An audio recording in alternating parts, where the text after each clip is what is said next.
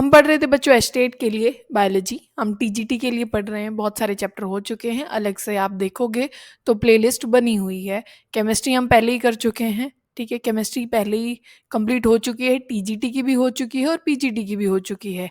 अब हम बायोलॉजी भी हमारी आप धीरे धीरे करके मेरे हिसाब से 15 दिन में शायद कंप्लीट हो जाएगी, क्योंकि कुछ चैप्टर पहले भी हो चुके हैं, ठीक है।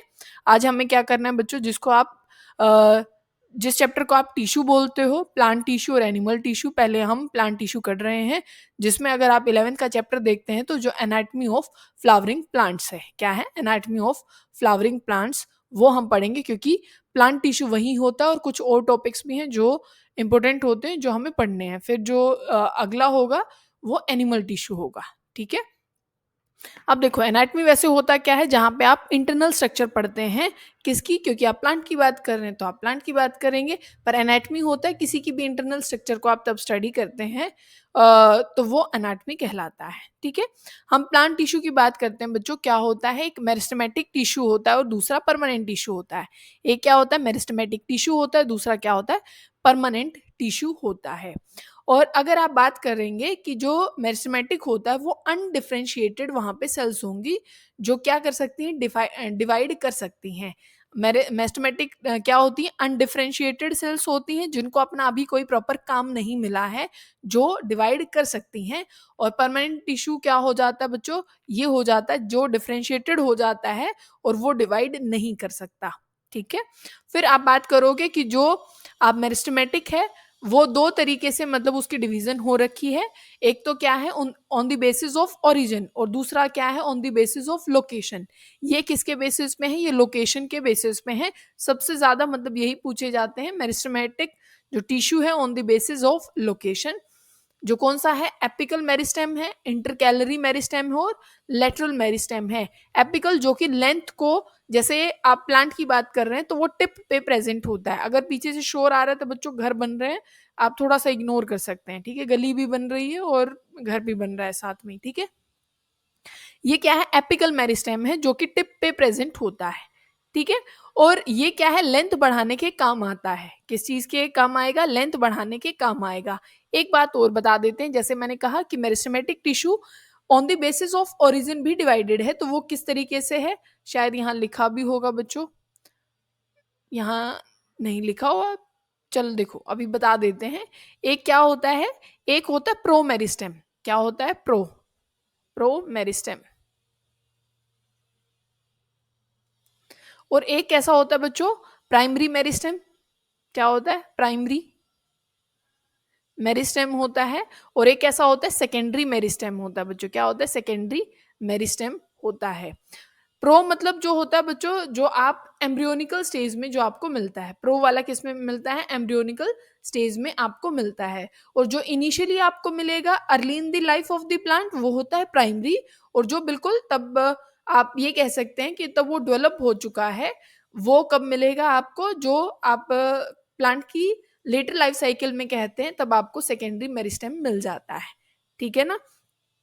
आपको बताना क्या चाह रहे थे अभी कि जो एपिकल मेरिस्टेम होता है ये कौन सा होता है, आपका प्राइमरी मेरिस्टेम होता है। एपिकल वाले में कौन सी होती है, जैसे ये लाइन लिखी हुई है तो आपको पता होना चाहिए यहाँ पे प्राइमरी मेरिस्टेम होता है। और इंटरकैलरी में भी प्राइमरी होता है, पर लेटरल वाले में क्या होता है बच्चों, सेकेंडरी मेरिस्टेम होता है। क्योंकि लेटरल वाला हमेशा, जैसे प्लांट पहले इतना सा था, पतला था, फिर इतना हो गया, फिर इतना चौड़ाई उसकी हो गई, मतलब गिर्थ बढ़ाने के काम आता है, चौड़ाई बढ़ाने के काम आता है कौन सा, लेटरल मेरिस्टेम, ठीक है। अब जैसे अगर आप ये बात करें इंटर कैलोरी की, तो जो आप दो नोड के बीच में जो डिस्टेंस होता है, ठीक है, नोड है जहां से लीफ पार्ट आता है, तो उसको बोल देते हो आप इंटर नोड। तो ये ऐसे, ये जो लेंथ है इनके बीच की, इसको इंक्रीज करने के काम आता है क्या बच्चों, इंटर कैलोरी मेरिस्टेम, ठीक है ना।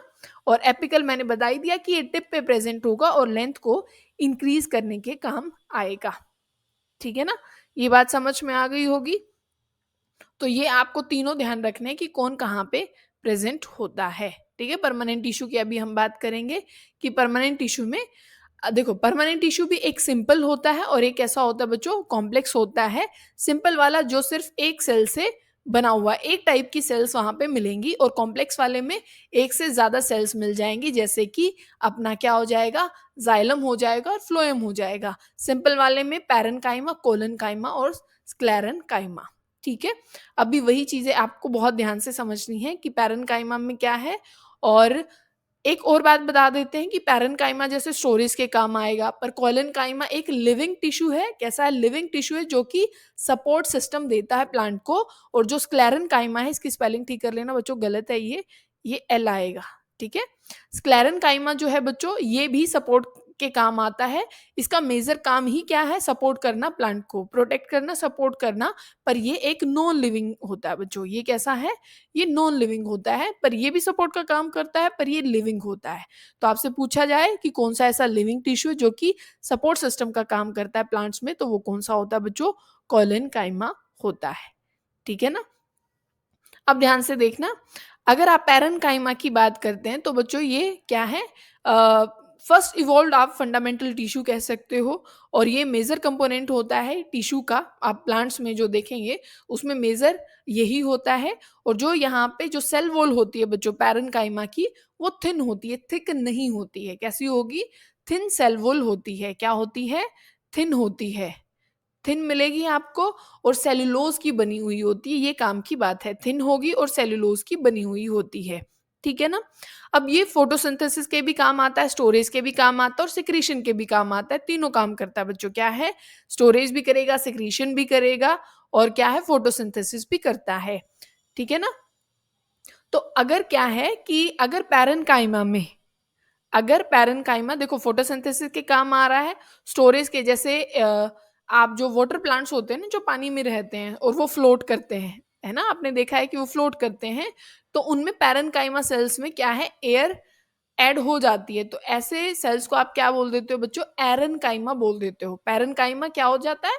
उसमें क्योंकि एयर आ गई तो वो एरेन्काइमा हो। अगर बच्चों जो हमने बोला कि ये फोटोसिंथेसिस भी करता है, अगर वहाँ पैरेन्काइमेटस सेल्स में क्या हो जाता है? अगर पैरेन्काइमेटस सेल्स में क्लोरोफिल ऐड हो जाता है तो वो क्लोरेन्काइमा सेल्स बन जाती हैं। क्या बन जाती हैं? क्योंकि क्लोरोफिल आ गया तो क्लोरेन्काइमा, एयर आ गई तो एरेन्काइमा बन जाते हैं। ठीक है? सेल की शेप की अगर आप बात करो तो स्फेरिकल भी होता है, ओवल भी होता है, राउंड भी होता है, पॉलीगोनल भी होता है। ठीक है? तो आपको ये सारी शेप में मिल जाएगा कौन कौन? पैरेन्काइमा। ठीक है?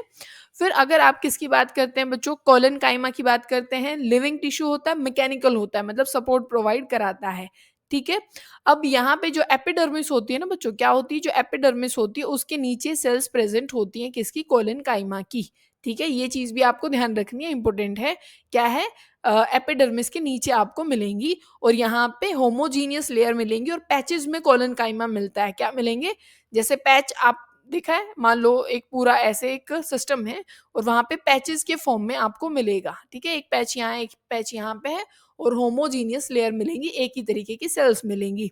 अब यहाँ पे एक खास बात क्या है कि इसकी जो लेयर्स होती हैं बच्चों, अगर आप जैसे मान लो ये सेल बोल रहे हो आप, इसकी जैसे ऐसे बना दे कुछ, इसकी ऐसे सेल्स हैं। ठीक है? हमने हेक्सागन में मान ली। तो इनका क्या है कि जो कॉर्नर होगा वहां पे डिपोजिशन होती है सेलुलोज की, हेमी सेलुलोज या पेक्टिन की। ठीक है? तो कॉर्नर्स पे यहाँ पे डिपोजिशन हो जाती है सेलुलोज, हेमी सेलुलोज या पेक्टिन की। ठीक है ना? तो यहाँ पे थिकनिंग हो जाती है। ये चीज आपको ध्यान रखनी है एट द कॉर्नर। ठीक है? थिकनिंग हो जाएगी।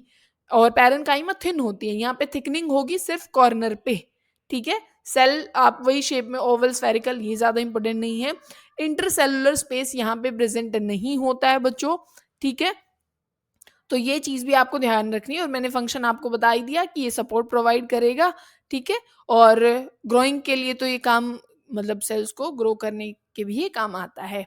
फिर बात आ जाती है स्क्लेरेन्काइमा की। सबसे इसकी जो याद रखने वाली बात क्या है कि बच्चों डेड सेल्स ये होती हैं। ठीक नहीं? क्या होती हैं? डेड सेल्स ये होती हैं। और जो इनकी जो सेल्स होंगी बच्चों वो थिक होंगी। कैसी होंगी? काफी थिक होंगी, लिग्निफाइड होती हैं। और यहाँ पे क्योंकि प्रोटोप्लास्ट नहीं होता तभी तो आप इनको डेड बोल रहे हो। और मेजरली मैकेनिकल सपोर्ट का काम इनका होता है। ठीक है? बात समझ में आ गई? दो तरीके की इनकी सेल्स होती हैं, एक फाइबर होता है और एक स्केलेटन होता है। फाइबर की अगर आप बात करें तो कुछ ऐसी सेल्स दिखाई देंगी आपको, कुछ ऐसे आप ये बात कर सकते हैं ये ऐसे, ठीक है, और डायरेक्ट बनाऊं तो कुछ ऐसे ऐसे आपको मिलेगा, ठीक है। जो बीच में स्पेस होता है इसको आप ल्यूमेन बोलते हो बच्चों। क्या होता है? ल्यूमेन होता है। देखो एलोंगेटेड है, थिक सेल वॉल आपको मिलेंगी क्योंकि यहाँ पे ऐसे बाउंड्रीज जैसे मैंने यहाँ बनाई है ना, देखो ऐसे आपको सेल्स मिलेंगी। अब यहाँ पे क्या है? पॉइंटेड सेल्स हैं, मतलब देखो ये पॉइंट एलोंगेट हो गई, पॉइंटेड हो गई एंड की तरफ से, और थिक भी हैं।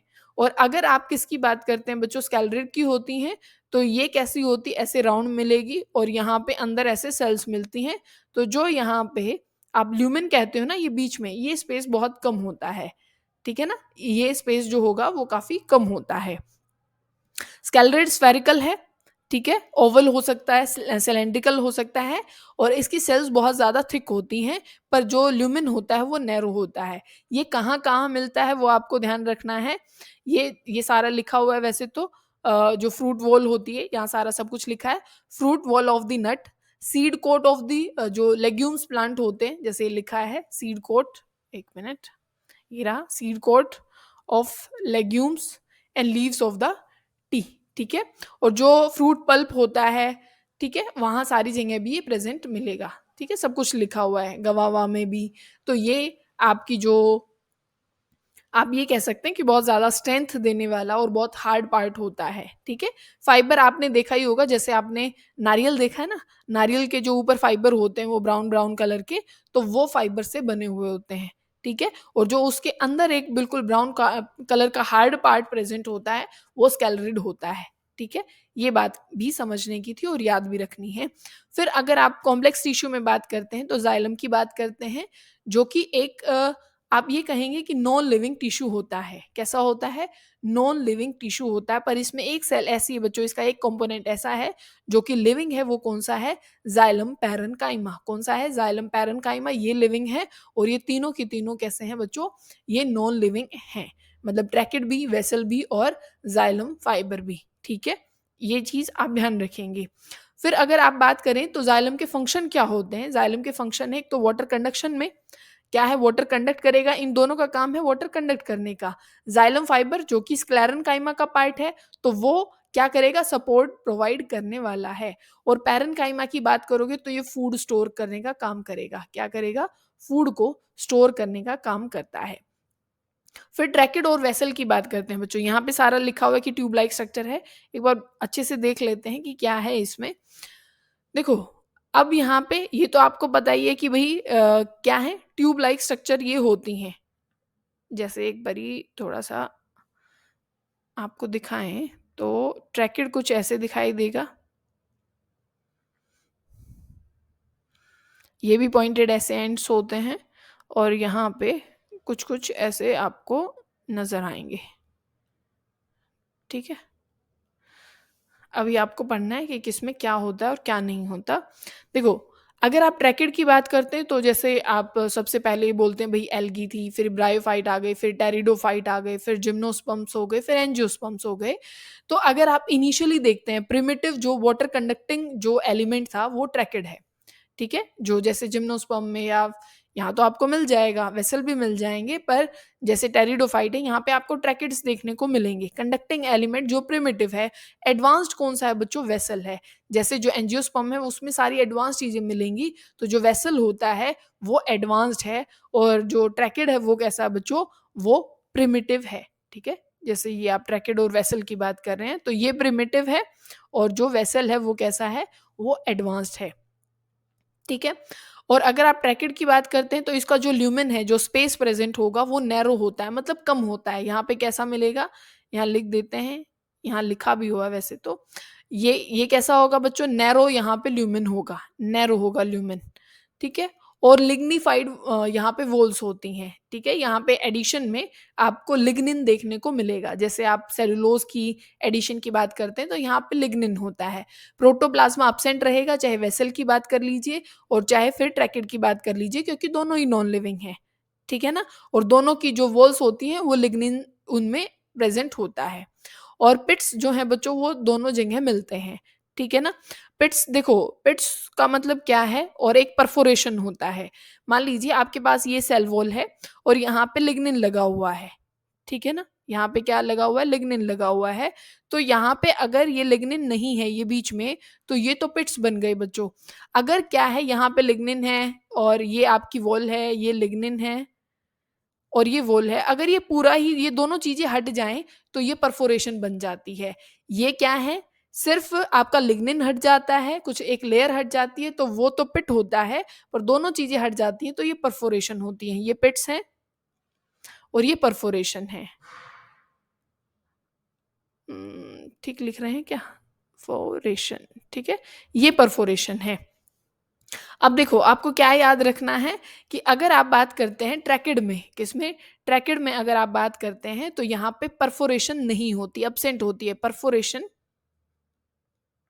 यहाँ पे क्या रहेगी, अब्सेंट रहती है। पर आप अगर वेसल की बात करते हैं तो यहाँ पे परफोरेशन जो होती है बच्चों वो प्रेजेंट होती है। पिट्स दोनों में मिलने वाले हैं, ठीक है। प्रोटोप्लाज्मा दोनों में अब्सेंट है, ठीक है।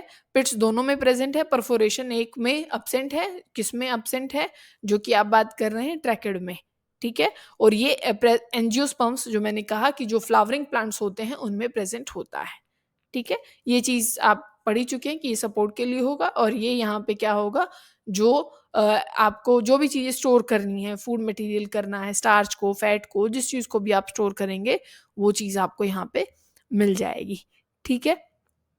वो चीज आप याद रखेंगे, ठीक है ना। जाइलम पैरेन्काइमा, ये नॉर्मल सिर्फ आपको क्या है इसका फंक्शन याद रखना है। और जो स्टोर फूड है जाइलम पैरेन्काइमा का, ये आप जरूर ध्यान रखेंगे, जाइलम पैरेन्काइमा का जो स्टोर फूड है बच्चों ये टेनिन होता है मोस्टली। क्या होता है, टेनिन होता है। ये एनसीईआरटी में ये बात पूछी गई है, जाइलम पैरेन्काइमा जो स्टोर करता है वो मोस्टली किसको करता है, टेनिन को स्टोर करता है, ठीक है। तो ये इंपॉर्टेंट था। फिर आप बात करोगे किस चीज की, जाइलम का जो मतलब एक तरीका है, जैसे प्रोटोजाइलम क्या होता है, बनने की फॉर्मेशन जो सबसे पहले बनता है इनिशियली, जो फर्स्ट फॉर्म जाइलम जिसको आप बोलते हो वो प्रोटोजाइलम होता है, जो बाद में बनता है वो मेटाजाइलम होता है। फिर दो कंडीशन होती है बच्चों, एंडार्च और एग्जार्च कंडीशन, ठीक है, दो कंडीशन होती हैं। अगर आप देखो, अगर ऐसे बनाते हैं कि एक तो भाई सेंटर है और एक ये पेरीफ्री वाली कंडीशन है, अगर जो प्रोटोजाइलम है अगर वो तो सेंटर की तरफ है, यहाँ पे तो क्या है, मान लो आप ऐसे बनाएं, यहाँ तो प्रोटोजाइलम है सेंटर की तरफ और पेरिफेरल की तरफ क्या है, मेटाजाइलम है, ठीक है। यहाँ प्रोटोजाइलम है, यहाँ मेटाजाइलम है, तो ये एंडार्च कंडीशन है। कैसी है, एंडार्च, जो कि स्टेम में प्रेजेंट होती है हमेशा, ये बात याद रखने की है। एंडार्च कंडीशन किस में प्रेजेंट होती है, स्टेम में। और आप एग्जार्च की बात करें तो यहाँ पे क्या होता है, इसका रिवर्स कर लीजिए कि मेटाजाइलम तो सेंटर में हो जाएगा और पेरिफेरल की तरफ कौन सा हो जाएगा, ये प्रोटोजाइलम हो जाएगा, ठीक है। और ये कंडीशन किस में प्रेजेंट होगी, रूट्स में। तो एक एंडार्च होता है और एक एग्जार्च होता है, ठीक है। रूट में एग्जार्च, ठीक है, एग्जिट की उससे याद रख सकते हैं आप, एंड पॉइंट, ठीक है। फिर हम बात करते हैं बच्चों किस चीज़ की, फ्लोएम की। फ्लोएम में भी क्या होते हैं बच्चों, चार एलिमेंट होते हैं, जिसमें एक सीव ट्यूब एलिमेंट होता है, कंपेनियन सेल होती है, फ्लोएम फाइबर होता है और फ्लोएम पैरेन्काइमा होता है। ये लिविंग टिश्यू है, पर इसमें अगर आप फ्लोएम फाइबर की बात करते हैं, क्योंकि ये स्क्लेरेनकाइमा का एलिमेंट है, तो स्क्लेरेनकाइमा क्या होता है बच्चों, डेड टिश्यू होता है। तो यहाँ पे फ्लोएम फाइबर भी क्या होता है बच्चों, ये भी नॉन लिविंग होता है, ये भी डेड होता है, क्योंकि इसमें प्रोटोप्लाज्मा आपको देखने को नहीं मिलेगा, ठीक है। इसका मेजर काम वही रहेगा कि ये प्रोटेक्ट करने का काम करता है, ठीक है। और अगर आप ये बात करते हैं कि भाई जो सीव एलिमेंट है इसके पास सबसे जो काम की बात आपको याद रखनी है, यहाँ पे न्यूक्लियस नहीं होता है। जैसे ये रहा, यहाँ पे आर कंट्रोल बाई, क्योंकि इसके पास न्यूक्लियस नहीं है तो इसके न्यूक्लियस का सारा काम कौन संभालता है, कंपेनियन सेल, तभी इसका नाम है कंपेनियन सेल। इसके काम आधे ये कंपनी देगा, सीव जो ट्यूब है ना उसके आधे काम कौन संभालेगा, कंपेनियन सेल। सीव ट्यूब के पास अपना न्यूक्लियस नहीं होता है, ठीक है, ये बात समझ में आ गई होगी। और ये जुड़ा भी किसके साथ रहता है, मान लीजिए आप यहाँ पे एक सीव ट्यूब बना दीजिए, एक यहाँ पे आपने ये ट्यूब बना दी, तो साथ में कंपेनियन सेल यहाँ पे रहेगी इसके जो कुछ काम है उनको परफॉर्म करने के लिए, ठीक है ना। और जो एंड वॉल्स होंगी यहाँ पे आपको सीव ट्यूब में परफोरेशन देखने को मिलने वाली है, ठीक है। और जो अगर आप जिम्नोस्पर्म्स की बात करते हैं बच्चों, किस चीज़ की? अगर आप जिम्नोस्पर्म्स की बात करते हैं तो वहाँ पे सीव सेल्स प्रेज़ेंट होती है, ना कि सीव ट्यूब। किस चीज़ की बात कर रहे हैं हम? कि अगर आप जिम्नोस्पर्म्स, क्योंकि आपके पास क्या होते हैं? Gymnosperms, angiosperms. एंजियोस्पर्म्स क्या होते हैं? फ्लावरिंग प्लांट्स होते हैं, और जिम्नोस्पर्म्स क्या होते हैं? जो फ्लावरिंग प्लांट से पहले जो प्लांट आते हैं वो। उनमें आप देखोगे तो सीव ट्यूब नहीं होती है, सीव सेल्स होती हैं। क्या होती हैं? सीव सेल्स आपको मिलेंगी, सीव ट्यूब आपको नहीं मिलेगी, ठीक है। और जो, अगर आप जिम्नोस्पर्म्स में किस चीज़ की बात करते हैं? जिम्नोस्पर्म्स में कंपेनियन सेल प्रेजेंट नहीं होती है, उसकी जगह पे उसका नाम क्या होता है बच्चों? एल्ब्यूमिनस सेल्स होता है। जिम्नोस्पर्म्स में जिम्नोस्पर्म्स में कंपेनियन सेल का नाम क्या होता है? एल्ब्यूमिनस सेल्स, ठीक है। एल्ब्यूमिनस सेल्स उनका नाम मिलेगा आपको कहाँ पे? जिम्नोस्पर्म्स में, ठीक है। और यहाँ पे इसका जो स्पेशल काम है वो आप ये कह सकते हैं कि ये जो ग्रेडियंट होता है सीव ट्यूब में, उसको संभालने का काम करता है। क्योंकि आप एक किस्म से अगर आप ये देखो कि पैरेन्काइमा में एक्चुअल में होता क्या है, कि जितना फूड जो आपके पास होगा उसको स्टोर पैरेन्काइमा कर लेगा, फ्लोएम पैरेन्काइमा, पर उसको जो ट्रांसपोर्ट करने का काम है वो सारा कौन कर रहा है? फ्लोएम कर रहा है। तो यहाँ पे सीव ट्यूब है, तो सीव प्लेट्स ऐसे ऐसे आपको मिलेंगी, और यहाँ पे ऐसे ट्यूब्स बन जाती हैं बच्चों। यहाँ क्या मिलेंगी आपको? ऐसे ट्यूब मिलती हैं।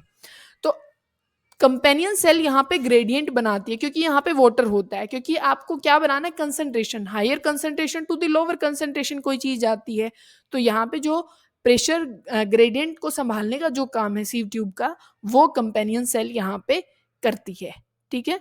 और ये जो इंपॉर्टेंट मैंने जो बात बताई है वो आपको यहाँ पे ध्यान रखनी थी, कि एल्ब्यूमिनस नाम आप इसको यहाँ पे देते हो, ठीक है ना। अगर आप यहाँ पे फ्लोएम पैरेन्काइमा की बात करते हैं, तो एक चीज़ आपको ध्यान रखनी है कि ये क्या करता है बच्चों? ये किस चीज़ को फूड स्टोर करता है? ये रेजिन को स्टोर कर लेगा, लेटेक्स को स्टोर कर लेगा। और वहाँ पे क्या कर रहा था? जो अपना जाइलम पैरेन्काइमा था वो टेनिन को स्टोर कर रहा था। ये काम की यहाँ पे बात है, ठीक है।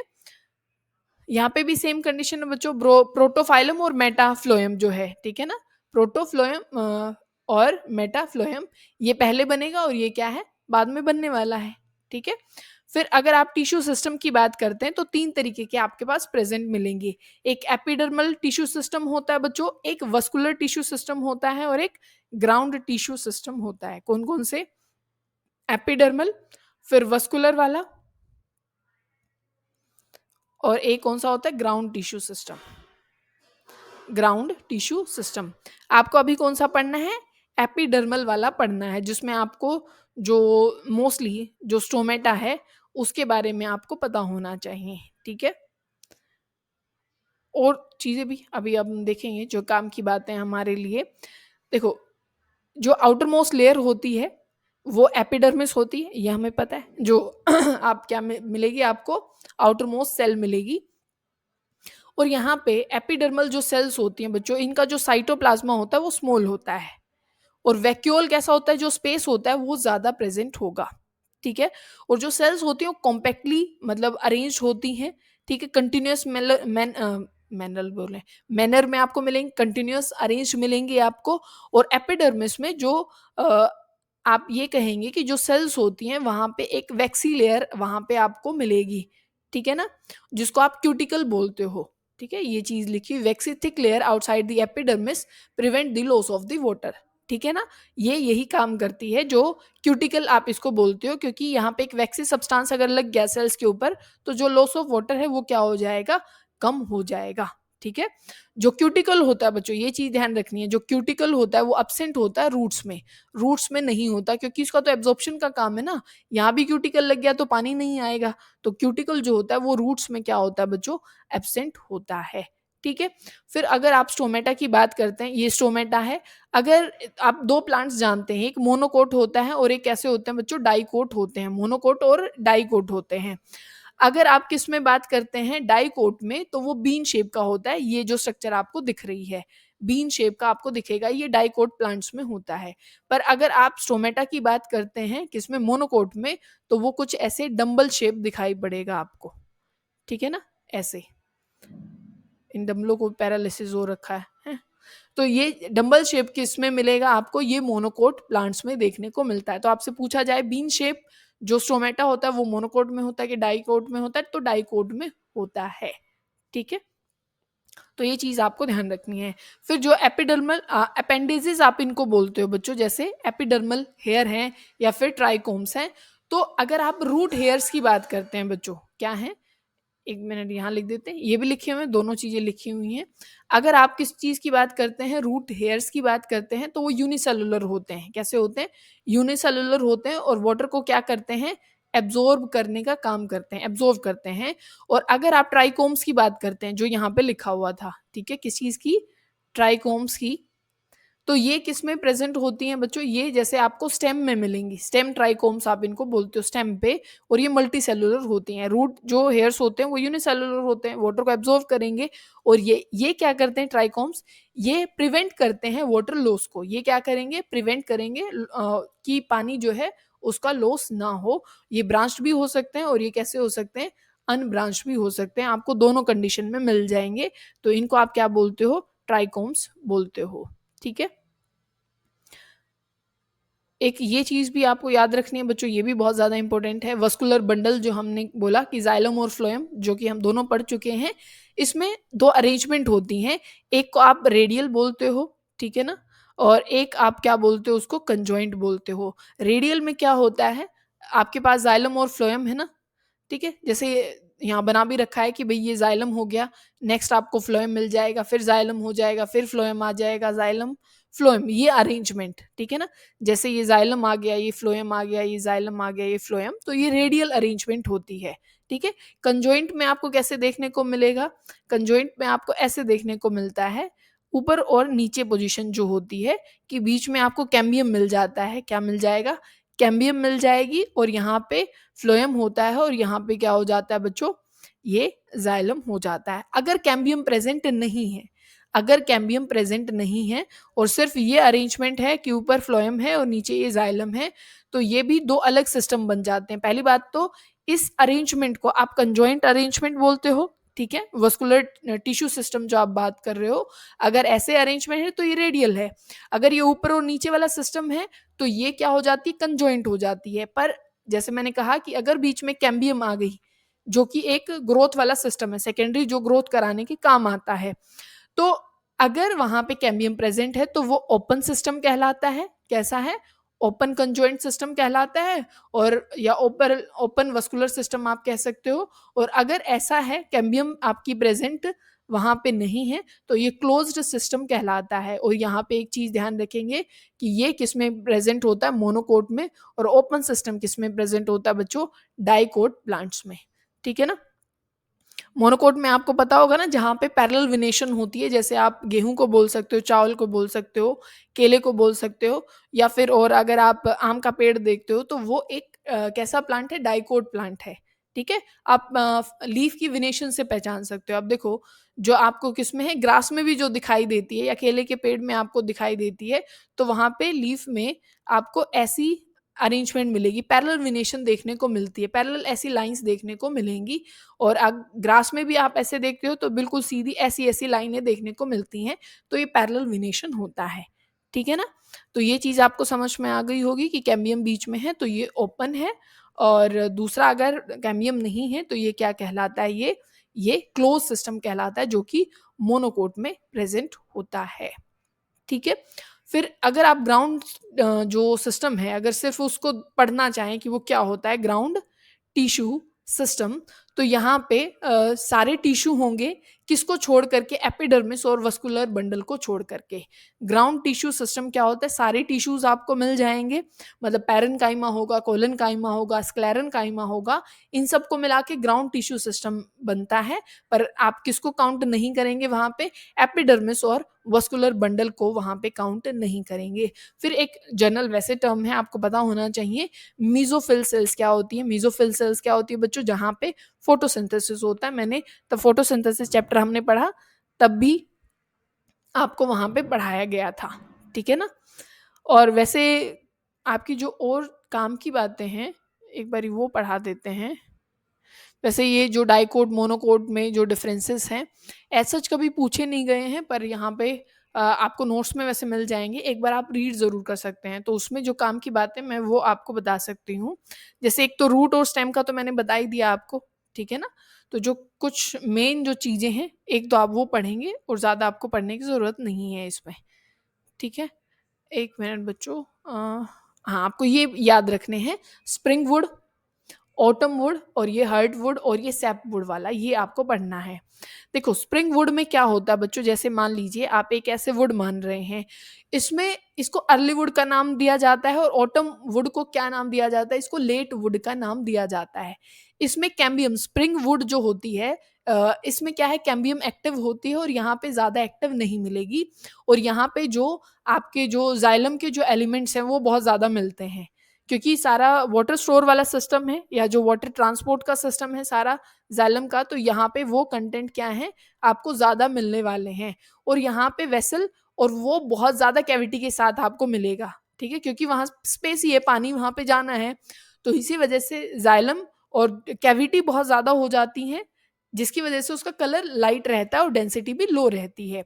जाइलम एलिमेंट है, पर जैसे वेसल है, ट्रैकेड है, इनके बीच में तो स्पेस बहुत ज़्यादा रहता है ना बच्चों, क्योंकि सिर्फ़ उनको तो पानी ट्रांसपोर्ट करना है, ठीक है? और तो कुछ नहीं करना, तो जिसकी वजह से इस वुड का जो कलर रहता है वो कैसा है, लाइट कलर मिलेगा और डेंसिटी भी क्या मिलती है, लो मिलती है, तो इसको स्प्रिंग वुड का नाम आप देते हैं। ऑटम वुड में क्या है, यहाँ पे जो वेसल होगी वो नैरो होती है और डार्क कलर का होगा, क्योंकि नैरो हो जाएगी वेसल तो बहुत सारी अगर जाइलम ऐसे वेसल्स हो गई तो आपको तो वो चीज़ दिखाई देने लग जाएगी ना, तो इसका मतलब वो डार्क हो गई।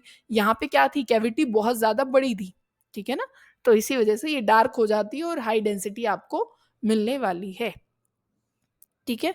ये चीज़ समझ में आ गई होगी आपको, ठीक है? और ये काम की भी है। फिर अगर आप हर्टवुड और सैपवुड की अगर आप बात करते हैं, तो इसमें क्या है कि जो सेंट्रल रीज़न हो जाता है बच्चों, वो कैसा हो जाता है, वो काफ़ी आप ये कह सकते हैं कि डार्क ब्राउन कलर का हो जाता है। जैसे सब कुछ लिखा हुआ है, तो वो किस कलर का हो जाएगा? बिल्कुल डार्क ब्राउन कलर का हो जाएगा। किस वजह से हो जाएगा? यहाँ पे डिपोज़िशन की वजह से हो जाता है। जैसे आप अ टैनिन हो जाता है, रेज़िन हो जाते हैं, ऑयल्स हैं, गम्स हैं, ये बहुत सारी सब्सटेंस या बहुत सारे एसेंशियल जो ऑयल्स हैं, वो यहाँ पे ऐड होना शुरू हो जाते हैं, जिसकी वजह से वो काफ़ी हार्ड हो जाती है। हार्डवुड कैसी हो जाती है ये? हार्ड हो जाती है, ड्यूरेबल है और रेजिस्टेंट है।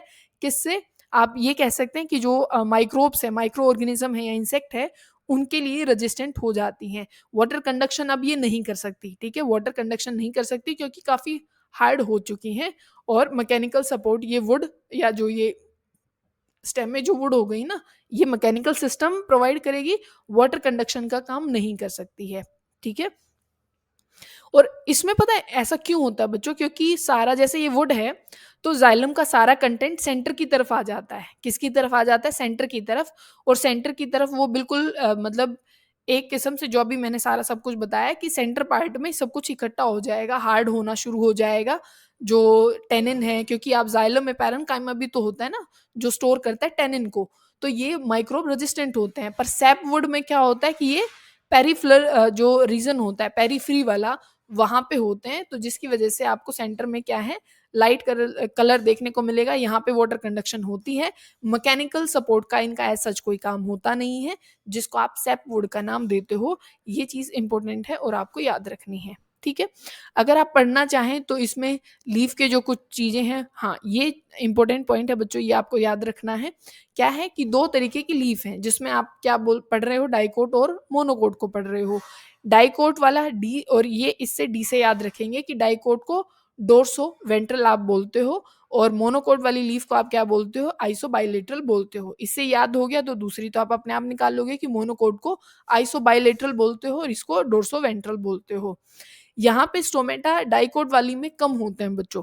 कम कैसे कि ऊपर वाले सरफेस पे नहीं मिलेंगे, नीचे वाले सरफेस पे आपको स्टोमेटा मिल जाएंगे, क्योंकि वाटर लॉस को बचाना है, ठीक है? यहाँ पे आइसो बाइलेटरल क्या है? आइसो मतलब सेम, दोनों जगह पे स्टोमेटा की जो अरेंजमेंट मिलेगी वो सेम मिलेगी। अगर ऊपर 10 स्टोमेटा है तो नीचे भी 10 ही स्टोमेटा मिलने वाले हैं, ठीक है ना? तो ये चीज़ यहाँ पे ध्यान रखने की है, ठीक है? ये मैंने आपको बता ही दिया था कि जो स्टोमेटा होते हैं यहाँ पे बीन शेप मतलब किडनी शेप होंगे और यहाँ पे क्या होता है अपना डंबल शेप यहाँ पे होते हैं। एक चीज़ ये भी याद रख सकते हैं कि जो हाइपोडर्मिस होती है, जो ऊपर सेल्स प्रेज़ेंट होती है, जैसे हाइपोडर्मिस, मेसोडर्मिस और एंडोडर्मिस, 3 हो जाती ना। Hypodermis of the mid rib region is collenchymatous, collenchyma की बनी होती है, पर जो यहाँ पे हाइपोडर्मिस होती है वो स्क्लेरन काइमा की बनी होती है। यहाँ पे कोलन काइमा की होती है मतलब डाइकोट में, पर यहाँ पे वो स्क्लेरन काइमा की बनी हुई होती है।